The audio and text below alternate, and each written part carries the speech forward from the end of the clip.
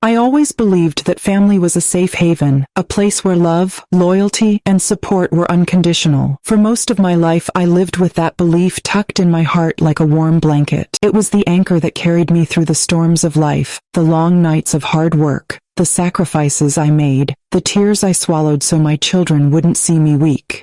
At 70, I thought I had done my job. I thought I had raised a family that would stand by me as I had stood by them. But life has a cruel way of stripping illusions bare, and mine came undone in a single moment of eavesdropping. That's when I realized that my children, the very ones I gave everything to, didn't see me as a mother anymore. They saw me as an obstacle, a burden, worse, a wallet with a heartbeat. It began innocently enough. My knees had been aching that morning, and I couldn't sleep. The house was quiet except for the muffled voices coming from the living room. My son, Michael, and my daughter, Clara, were talking. At first, I smiled to myself, glad they were bonding. But then, the words drifted toward me like shards of glass. "She's 70 now," Michael's voice said, flat and cold. "She won't last forever. We just need to figure out how to handle her money." I froze. My chest tightened. Surely I misheard. Surely he didn't mean me. But Clara's reply left no room for doubt. "Don't be naive, Michael. We can't wait until she dies. We need her to transfer things now. Otherwise, by the time she's gone, there'll be nothing left. You know how she keeps donating, spending, helping strangers like she's Mother Teresa. We'll be left with crumbs." My heart slammed against my ribs. Every word felt like a knife carving into me. These were my children, the babies I carried in my arms, the ones I worked overtime shifts for, the ones I skipped meals for so they could eat. And now, in their adult voices, I heard greed, entitlement, and something worse than hatred, indifference. It wasn't about me. It wasn't about love or gratitude. It was about money. I sat there in the dark, gripping the edge of my blanket, trying not to make a sound.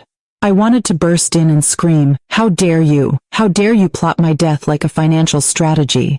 But something in me held back. Maybe it was fear. Maybe it was heartbreak. Or maybe it was the instinct to gather evidence before confronting them. I listened as they spoke of accounts, properties, even my modest jewelry. Michael laughed and said, "Honestly, the best gift would be if she just disappeared. Then everything would be easier." Clara didn't scold him. She didn't gasp in horror. She just nodded. "Exactly. And until then, we need to push her. Convince her she can't handle her finances. Make her sign over control." I pressed my hand against my mouth to keep from crying out. They weren't just waiting for me to die. They were planning to take away my freedom while I was still alive. The next morning, I acted normal. I cooked breakfast, asked about their plans, even smiled when Clara kissed my cheek absent-mindedly. Inside, though, I was shattered. I had raised snakes in my own home and called them children. All day, their words echoed in my head. "She won't last forever. Transfer things now. The best gift would be if she just disappeared." That night, when I lay in bed, I thought about my late husband. He had died 10 years earlier, leaving me as the sole parent. He always said, "Family is everything, Ranada. Take care of them, and they'll take care of you." I wanted to believe him. But now, staring at the ceiling in the silence of betrayal, I realized he was wrong, or maybe, just maybe, he didn't live long enough to see the rot grow in our children. I remembered the nights I stitched their clothes by hand because we couldn't afford ones. I remembered the times I went without medicine because I needed to pay for their school trips. I remembered the years of loneliness I endured just to keep the house warm and the fridge full. And this was my reward. But something inside me shifted. As much as I hurt, as much as their betrayal broke me, I felt a new fire sparking to life, a stubborn, righteous anger. If they thought I would roll over, sign away my life's work, and quietly fade into the background until death claimed me, then they didn't know their mother at all. That night, I made a vow. I wouldn't let my children destroy me. I wouldn't let them strip me of dignity, freedom, or the years I had left. They wanted my money. They wanted me gone. Well, I decided, they would get neither. And so began my journey, not just of survival, but of reclaiming my life at 70. The following days became a strange theater, where I played the part of the doting, oblivious mother while secretly studying every expression, every gesture of my children. It's funny how once your eyes are opened, you can't unsee. Suddenly, I noticed things I had ignored before. The way Clara's compliments always came right before she asked for money. The way Michael conveniently showed up at the house when bills were due. The way neither of them asked about my health unless it related to how long I might live. It was like watching a play you'd seen before, only this time you knew the actors' lines in advance. One morning, Clara sat across from me at the kitchen table, sipping coffee from the mug I had given her years ago. She smiled, but her eyes flicked toward my checkbook resting on the counter. "Mom," she began softly, "I've been thinking. Managing money at your age can be stressful. Maybe it would be easier if I helped you. You know, just to take the weight off your shoulders." Her words were honey, but her tone carried the sharpness of a blade. I feigned confusion. "Stressful? Oh, Clara, I've been balancing accounts longer too. Hon, you've been alive. But thank you for worrying."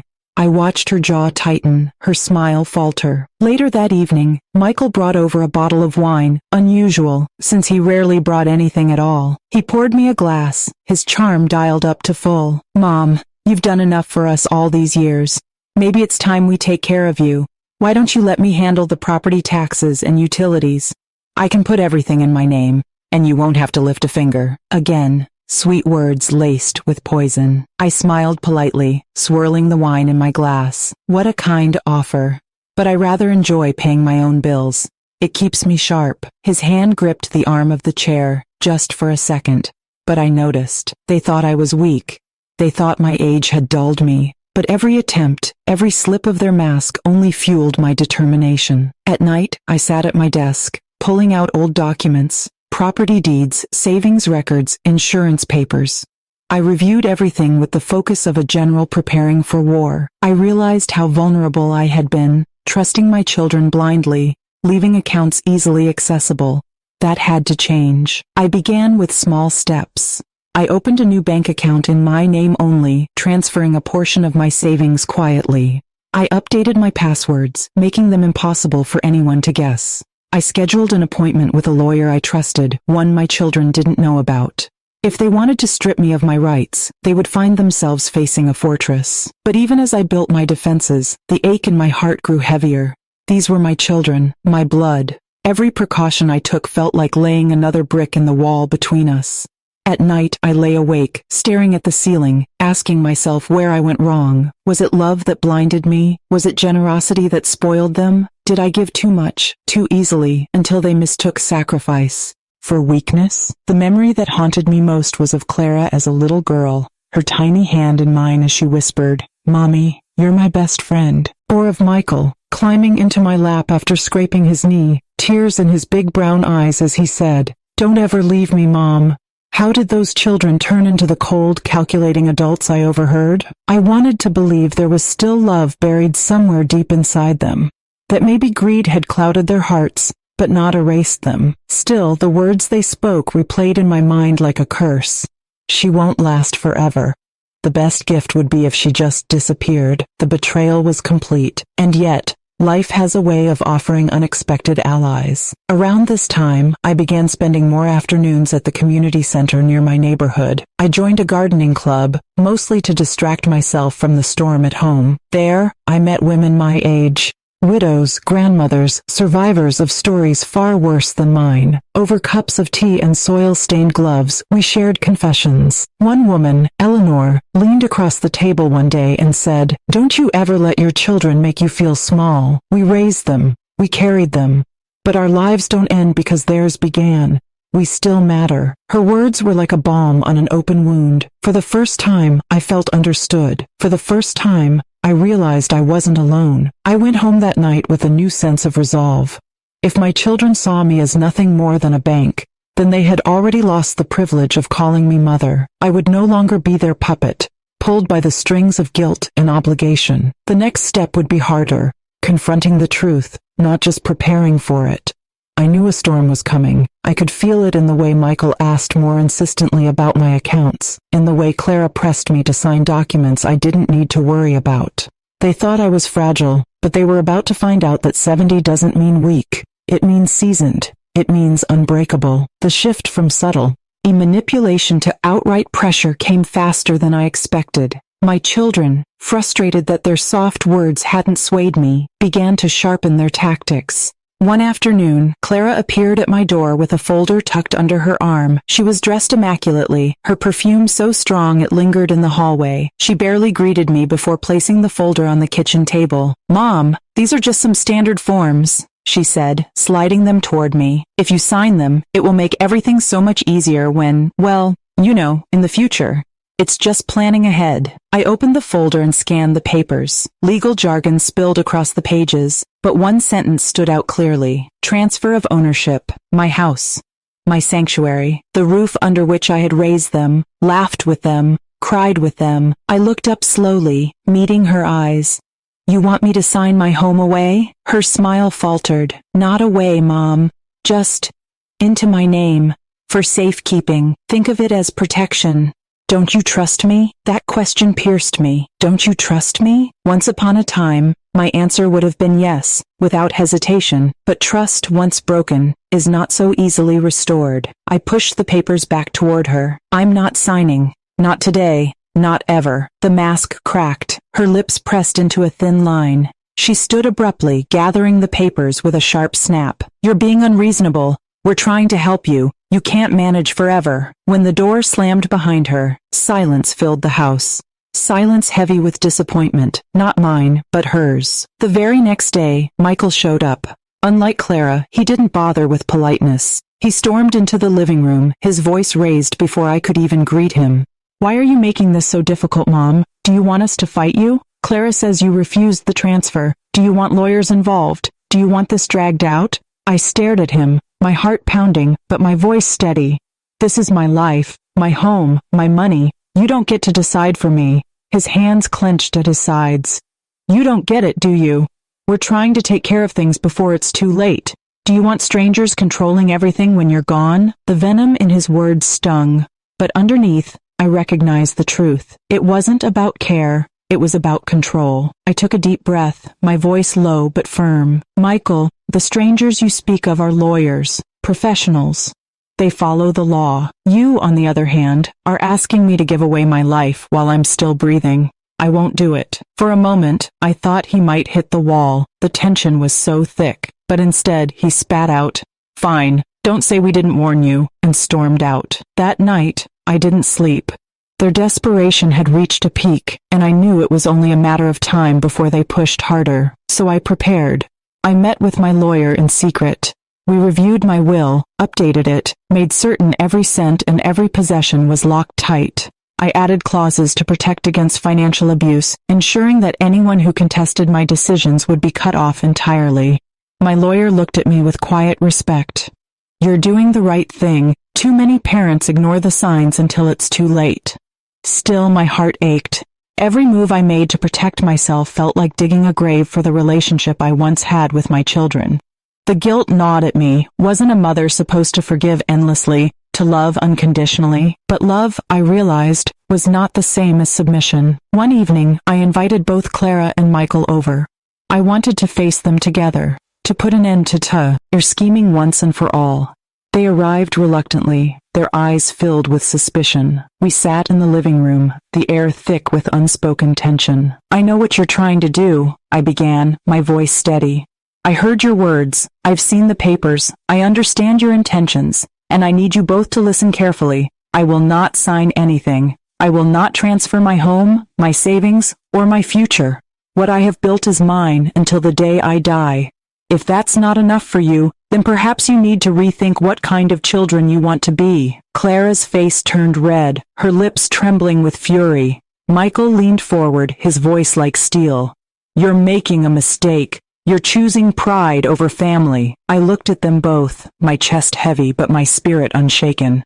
"No, I'm choosing dignity over betrayal." Silence followed, long and suffocating. Then Clara stood abruptly, her chair scraping against the floor. "Fine.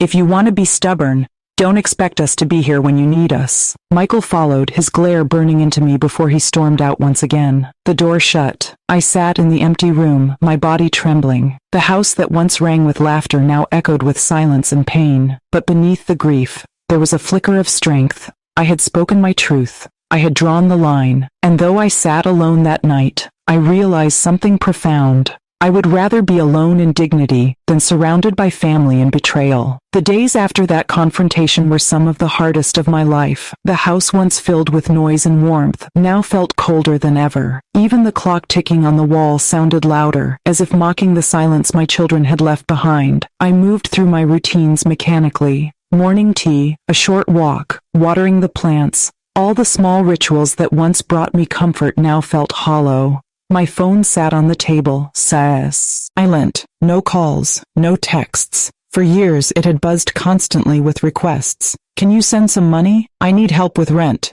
The kids need school fees. Now nothing. The absence of need felt like the absence of love.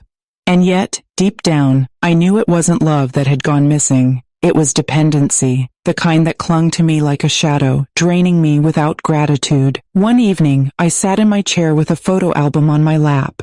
Page after page, I saw their childhood smiles, their little hands in mine, their eyes full of trust. I whispered to the images, "Where did you go? When did you turn into strangers?" Tears blurred the pictures, but I kept flipping, searching for some clue I might have missed. The guilt tried to creep in, telling me maybe I had failed them, maybe I hadn't given enough. But I silenced it with a single truth. I had given everything. My youth, my health, my dreams. If love had turned into entitlement, it wasn't because I gave too little, it was because they learned to take too much. Still, the loneliness clawed at me. Nights were the worst. Shadows stretched long across the room, whispering doubts. What if they were right? What if I was just an old woman, clinging to pride? Would anyone be there for me when I truly needed help? The fear of abandonment is a cruel thing. It doesn't just sit in your mind, it seeps into your bones. And I felt it every time the phone stayed silent, every time the mailbox stayed empty. But then something unexpected happened. One afternoon, the doorbell rang. My neighbor, Mrs. Patel, stood there with a casserole dish in her hands. "I made too much," she said with a smile.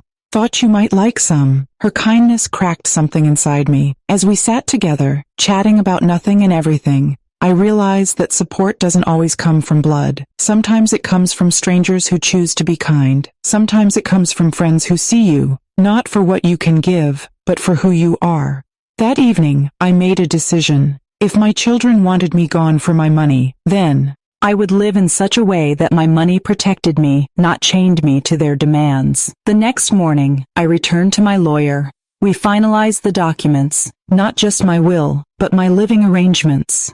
I set aside funds for a caregiver, should I need one in the future. I created a trust to ensure my estate would go to causes I believed in. Education for underprivileged children, shelters for abused women, medical research. If my children couldn't appreciate my sacrifices, perhaps strangers who truly needed help would. For the first time in weeks, I felt light.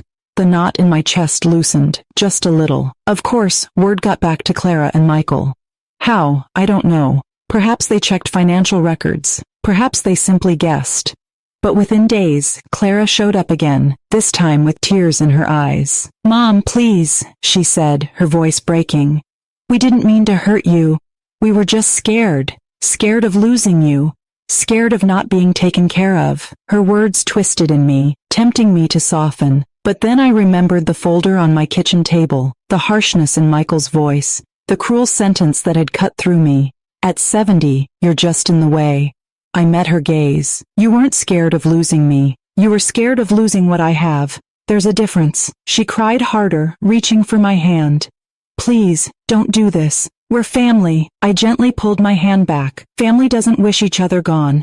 Family doesn't measure love in money. You lost my trust, Clara. And without trust, what is left? She left that night, her sobs echoing down the street. I closed the door behind her, my heart heavy, but resolute. It was in that moment that I truly understood something. Sometimes the most painful act of love is letting go, not of your children, but of the illusion that they are who you hoped they'd be. I was still their mother, that would never see Hangjay.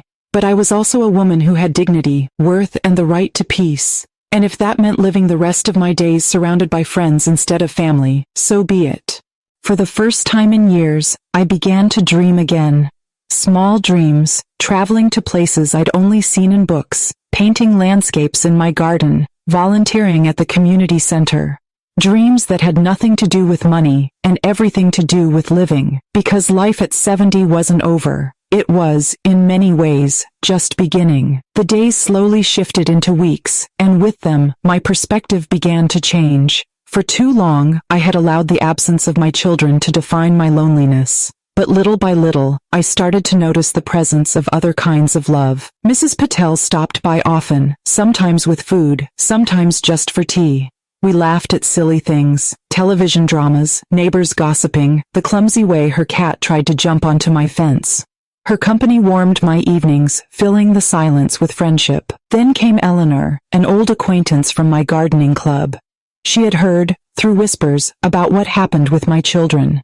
Instead of pity, she brought encouragement. "Come back to the club," she urged. "Your roses always won ribbons. We've missed your touch." The first time I returned to the community center, my heart pounded with nerves. Would people judge me? Would they look at me as the woman whose own children had turned against her? But the moment I stepped into the garden, someone shouted, "There she is!" and hands clapped me on the back. Smiles greeted me, genuine and warm. That day, I sank my hands into the soil, feeling the earth crumble between my fingers. It was like therapy, pulling weeds, planting seeds, watching new life take root. I realized that nature didn't care about betrayal or loss. It only knew how to grow again, season after season. One evening, as I watered my lilies, a thought struck me. Maybe I too could bloom again. I began to make small changes.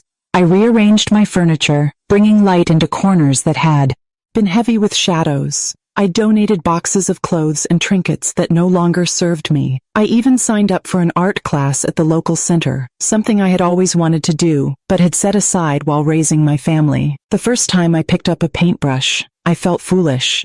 But as the colors spread across the canvas, I felt a surge of joy. It wasn't about creating something perfect. It was about creating something that was mine. Slowly, my calendar filled. Not with demands for money or crises I had to solve, but with lunches, outings, workshops, and volunteering. At the senior shelter, I met women with stories eerily like mine.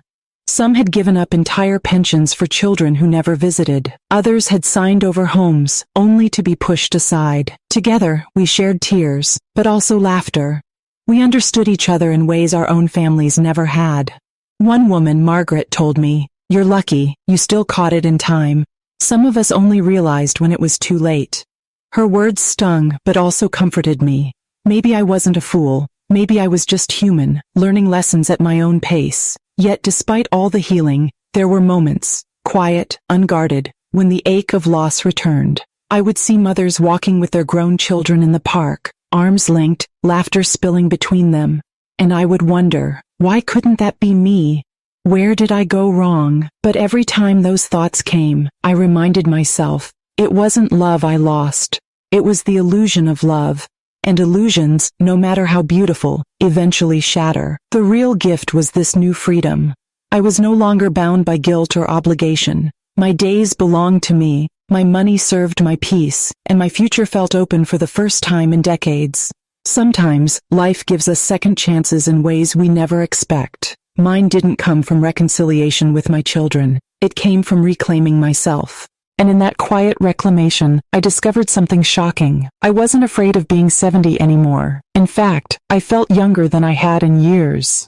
It was during one of my art classes that I felt the biggest shift in myself. I was painting a landscape full of wide skies and endless fields when I realized the canvas was more than just colors. It was a reflection of me. A woman finally learning to breathe again. The instructor, a kind man in his 50s, paused behind my easel and said, "There's freedom in your brush strokes. You've been holding something heavy, haven't you?" I laughed, surprised at his perception. "Yes," I admitted. "But I'm learning to put it down." For the first time in years, I wasn't just surviving. I was living. I booked my first solo trip at 70 years old. A simple one. 3 days by the seaside. Standing on the shore, feeling the waves crash against my ankles, I realized how much of the world I had denied myself while pouring everything into others. I walked the boardwalk, bought ice cream just for me, and watched sunsets with a smile that didn't feel forced. I thought that chapter of betrayal was finally closed, until the letter came. It was from my eldest son, Mark. The words were polite, almost dripping with sweetness, but I could read between the lines. He asked to visit me, saying he missed his mother. My heart squeezed at the thought of reconciliation, but instinct whispered otherwise. I agreed to meet at a cafe, a public place. When he arrived, his embrace felt hollow. After small talk, the conversation shifted, just as I had feared. He spoke of difficult financial times, of needing temporary support, of how family helps each other. The old me would have caved in an instant. But this time I looked him in the eye and said firmly, "Family doesn't measure love in dollars." His face tightened, the mask slipping, revealing the frustration beneath. "So that's it? After all we've done together, you leave us hanging?" I shook my head. "I'm not leaving anyone. I'm simply staying with myself for the first time in decades." He muttered something bitter, paid for his coffee without another glance, and left. Watching him walk away hurt, but not in the way it used to. The pain wasn't a wound anymore. It was a scar, a reminder of where I had been, and how far I had come. When I returned home, I wrote in my journal, "Today I chose peace over pressure. Today I chose me." That night, Mrs. Patel came by with fresh samosas. We sat on the porch, eating, laughing, and I realized I had built a different kind of family, not tied by blood, but by kindness, by respect, by love that didn't come with conditions. I began donating part of my savings to organizations that fought elder abuse. I attended meetings, shared my story, and saw heads nod in recognition. Other women whispered to me after, "You gave me courage to say no," or, "I thought I was alone until today." It struck me then, maybe my pain hadn't been in vain. Maybe it was a seed, one that could grow into hope for others. And yet, deep down, I knew the final test hadn't come, because people who live off others rarely give up easily. My children had seen me as an endless well. Now that the water had dried up, what would they do next? Whatever it was, I was ready, because I was no longer the woman who begged for love with her wallet. I was a woman who had learned the most important truth of all: love without respect is not love, it's exploitation. And I refused to be exploited any longer. The final storm came months later. A thick envelope arrived by registered mail. Inside was a legal notice. My children were attempting to challenge my financial independence, arguing that at 70, I was no longer capable of handling large sums responsibly. For a moment my knees buckled. The old fear crept back, the fear that they would strip me of my dignity, my freedom, my choices. But then I remembered, I had been here before. I had survived betrayal. I had survived being told I was nothing but a burden. I had survived their cruelty, and I had come out stronger. This time, I was ready. I contacted a lawyer, not out of panic, but out of preparation. We gathered documents, testimonies, and the evidence of my active, independent life. My art classes, my volunteer work, my solo trips, all proof that I was not only capable, but thriving. The day of the hearing, I dressed with care, a simple navy dress, pearls that had belonged to my mother, and shoes polished until they shone. When I walked into that courtroom, I wasn't just an elderly woman. I was a survivor. My children sat across the room, their faces tight with frustration. When their lawyer began to speak, painting me as confused and vulnerable, I sat tall, unflinching. When it was my turn, I spoke with clarity, each word carrying decades of sacrifice, betrayal, and finally, liberation. "I am 70 years old," I said, my voice steady. "I may have wrinkles on my skin, but my mind is sharper than it has ever been. My children do not seek to protect me, they seek to control me. They are not motivated by love, but by money. And I will not allow that." The judge studied me carefully before delivering the verdict. His words echoed like thunder in the silent room. "This court finds no evidence of incompetence. The petition is denied. Mrs. Harlow retains full control over her finances and decisions." In that moment, I felt tears well in my eyes, not of sadness but of triumph. I had not only defended my rights, I had reclaimed my life. When I walked out of the courthouse, my children didn't look at me. One by one, they turned away, their plans crumbling. For a moment, I thought I saw a flicker of regret in my son's eyes, but it was too late. Regret cannot undo years of exploitation. That night, my friends gathered at my home. We toasted with glasses of wine, laughter filling the air. Eleanor hugged me tightly and whispered, "You didn't just win a case, you won yourself back." She was right. I wasn't just surviving anymore. I was free. I could travel, create, and love again, on my own terms. I could live without fear, without guilt, without manipulation. Sometimes, when I sit on my balcony and look at the stars, I think of the woman I was, the one who believed love could be bought, who let guilt chain her heart. That woman no longer exists. In her place stands someone who knows the deepest truth. True love never has a price, and dignity is worth more than any inheritance. My name is Margaret. I am 70 years old. And today, I know the most important person I have to protect is myself. And now, I want to ask you, the one watching my story, what would you do if your own children valued money more than you? Would you keep giving, or would you finally say enough?